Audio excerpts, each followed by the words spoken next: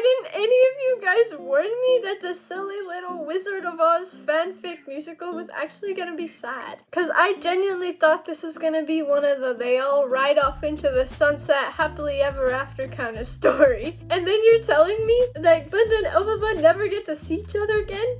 You're telling me Fiyero broke Glinda's heart on her wedding day? You're telling me that he and elphaba finally get to live happily ever after, but Glinda never gets to know that her best friend survived? You're telling me she was kicked out of her home forever and she never did anything wrong? That is not a happy story. Okay, so now for my comments on the musical, on the movie itself. It's just gonna be rambling. So we all know who the real evil witch is, right?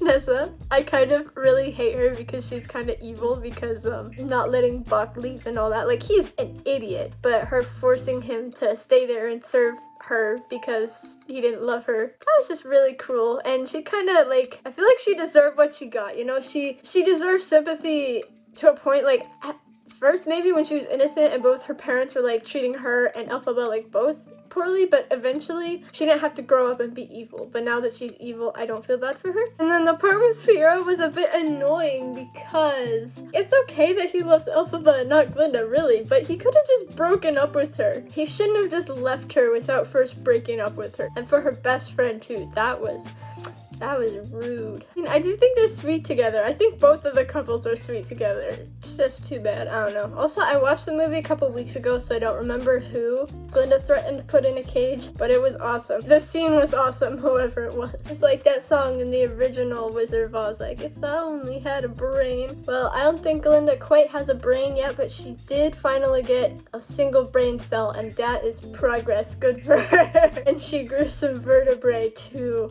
Absolutely incredible. More than the Wizard of Oz could do. And that's mostly it. I didn't take a lot of notes on this movie like I took on the other one to kind of analyze or whatever, but I will be talking about Glinda also in the next video, which is about wigs, so stay tuned. Bye!